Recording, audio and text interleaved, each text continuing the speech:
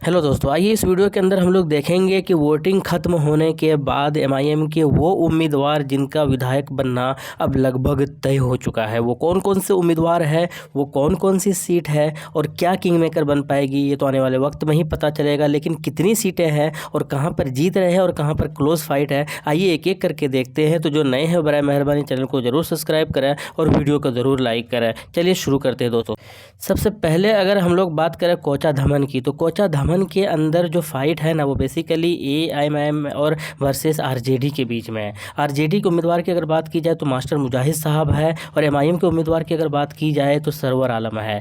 तो हालांकि बीजेपी की बीना देवी भी मैदान के अंदर है, लेकिन फ़िलहाल वो टक्कर में नज़र नहीं आ रही है। और एमआईएम के जो ये उम्मीदवार है सरवर आलम सर, और ये सरवर आलम लगभग 80 से 85 हज़ार वोट ला रहे हैं और 10 से 20 हज़ार के मार्जिन से जो है ये सीट एमआईएम की झोली में गिर रही है। एमआईएम यहाँ से जीत रही है कोचा धमन। पिछले बार भी एमआईएम की यहाँ पर जीत हुई थी धारास्ती की, और इस बार भी जो है माना जा रहा है कि एमआईएम की ही झोली में जो है ये सीट गिर रही है। इसके अलावा बात कर लेते हैं अख्तरुल हक साहब का जो ये किला है अमूर विधानसभा के बारे में। हालांकि यहाँ पर लड़ाई जो है वो एएमएम वर्सेस जदयू की ही है, सबा जफ़र के बीच में ही है। हालांकि जलील मस्तान खूब कोशिश किया था मैदान के अंदर आने के लिए और बहुत अलग अलग तरीके के मुद्दा भी निकाले थे वो, लेकिन फ़िलहाल जो है वोटिंग कंप्लीट होने के बाद एमआईएम के जो अख्तरुल ईमान हैं जो बिहार के प्रदेश अध्यक्ष है, उनको ज़बरदस्त रिस्पॉन्स मिला है, खूब वोट मिले हैं उसको। हालांकि एमआईएम और जदयू के बीच में ही ये मुकाबला है। कांग्रेस यहाँ पर तीसरे नंबर पर आ रही है, पिछले बार भी तीसरे नंबर पर आई थी। और यहाँ से जो है सबा जफ़र है जदयू से, अब्दुल जलील मस्तान जो है वो कांग्रेस से है, और अख्तरुल ईमान जो है लगभग 1000 के आसपास वोट ला रहे हैं। और 30,000, पिछले बार 50,000 के मार्जिन से जीत हासिल हुई थी, लेकिन इस बार थोड़े से कम नज़र आ रहे हैं और 30,000 के आसपास जो है ये मार्जिन के साथ एमआईएम ये किला जो है एक बार फिर से फतह कर रहे हैं, ऐसा माना जा रहा है। इसके अलावा बैसी की बात करते हैं दोस्तों, पिछले बार यहाँ से एमआईएम ने रुकनुद्दीन को टिकट दिया था, उनकी जीत हुई थी। लेकिन इस बार अगर बात की जाए वोटिंग खत्म होने के बाद एमआईएम का सीधे लड़ाई जो है वो आरजेडी से है। आरजेडी ने अब्दुल सुबहान को जो है मैदान के अंदर उतारा है, और जो है ये भी बहुत दिग्गज उम्मीदवार है, कई बार जो है एमएलए रह चुके हैं। और एमआईएम की तरफ से जो है वो गुलाम सरवर है, पुराने सिपाही है। 2015 के अंदर ये चुनाव लड़े थे, 2020 के अंदर ये चुनाव नहीं लड़े थे।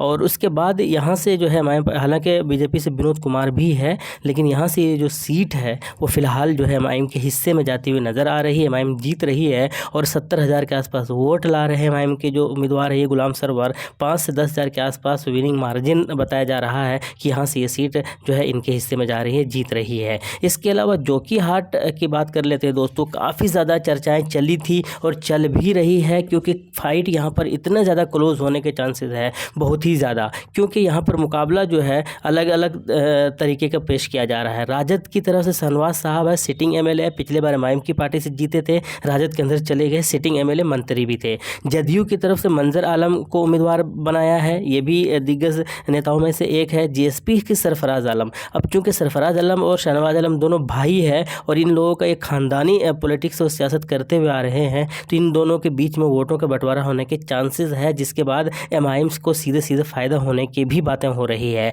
हालांकि ये सारी बातें हैं, लेकिन कुल मिलाकर यहाँ का जो फाइट है ना वो आसान नहीं होने वाला, बहुत ही क्लोज फाइट होने जा रहा है। हालांकि माना जा रहा है कि एमआईएम सीट निकाल सकती है, हालांकि कहा अभी भी नहीं जा रहा है कि कौन जीत रहा है कौन हार रहा है, लेकिन कुल मिलाकर यहाँ पर फाइट जो है बहुत क्लोज होने की बातें हो रही है। इसके अलावा किशनगंज की बात कर लेते हैं दोस्तों, एमआईएम का जो सीधा टक्कर है ना वो कांग्रेस और बीजेपी दोनों से ही है, क्योंकि कांग्रेस की तरफ से कमरुल हुदा साहब है जो पहले एमआईएम के अंदर हुआ करते थे और 2019 के अंदर बाई इलेक्शन भी जीते थे, एमआईएम पार्टी को जिताया था और पहली बार एमआईएम की जीत हुई थी बिहार के अंदर। अभी फ़िलहाल यही कमरुल हुदा साहब जो है ये कांग्रेस के अंदर है और वो कांग्रेस की टिकट पर चुनाव भी लड़ रहे हैं। बीजेपी की तरफ से स्वीटी सिंह है, पिछले कई बार से जो है ये क्लोज पहुँच रही है, लेकिन जीत नहीं पा रही है।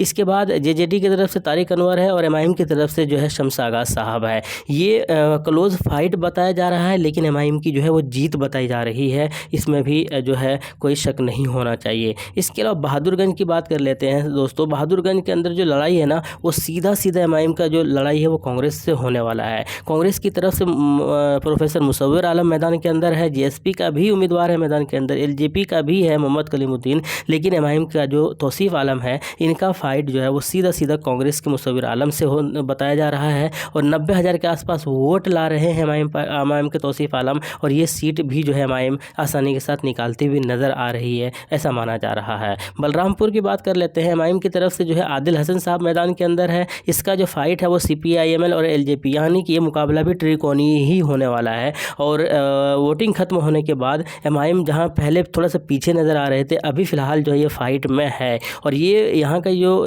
चीज़ें रिजल्ट है ना, ये भी बहुत क्लोज रहने वाला है। CPI-ML से महबूब आलम जो है मैदान के अंदर है, वहीं पर LJP से जो है संगीता देवी भी है। तो कुल मिलाकर मुकाबला जो है ये भी इंटरेस्टिंग हो रहा है। आदिल हसन का बॉडी लैंग्वेज बहुत कुछ बयां कर रहा है, माना जा रहा है कि ये सीट भी एमआईएम की झोली में गिर रही है।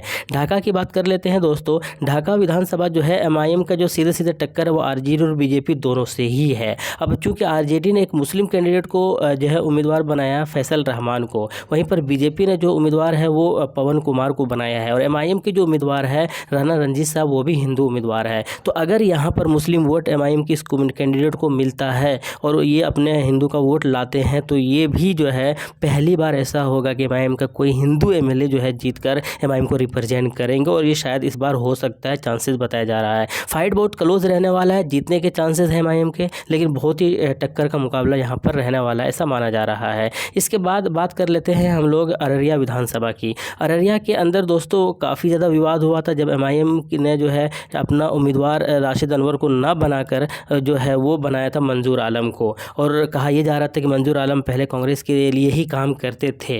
लेकिन उम्मीदवार एमआईएम की जो अगर बात की जाए तो एमआईएम का जो सीधा सीधा मुकाबला है वो कांग्रेस और जदयू दोनों से ही है। कांग्रेस की तरफ से जो उम्मीदवार है वो सिटिंग एमएलए अबीदुर रहमान है और जदयू की तरफ से जो उम्मीदवार है वो शगुफ्ता आजिम है। तो और एमआईएम के जो उम्मीदवार है वो मंजूर आलम है, इंजीनियर मंजूर साहब। तो ये जो मुकाबला है ये भी त्रिकोणीय रहने वाला है। ये भी जो फाइट है वो बहुत क्लोज बताया जा रहा है। माना जा रहा है कि एमआईएम यहाँ पर भी जो है परेशान कर सकती है और ये जीत भी सकती है, क्योंकि एमएलए अबीदुर रहमान से है जो है वो बहुत ज़्यादा लोग खुश नहीं हैं। कहा जा रहा है कि ये काम बिल्कुल भी नहीं करते हैं, लोग बीच में भी नहीं आते हैं। हालांकि पहले तो बीजेपी का डर दिखाकर ये आसानी से जीत जाते थे, अब चूंकि एमआईएम मैदान के अंदर है तो इनको भी जो है कहीं ना कहीं टक्कर का मुकाबला करने को मिल रहा है। इसके अलावा हम लोग बात कर लेते हैं कस्बा विधानसभा की। कस्बा विधानसभा की अगर बात कर लेते दोस्तों, तो एमआईएम का जो मुकाबला है वो कांग्रेस और एलजेपी से है। कांग्रेस ने मोहम्मद इरफान आलम को अपना उम्मीदवार बनाया है, वहीं पर एलजेपी ने जो है नीतीश कुमार सिंह को अपना उम्मीदवार बनाया है और जो है एमआईएम ने जो है शाहनवाज को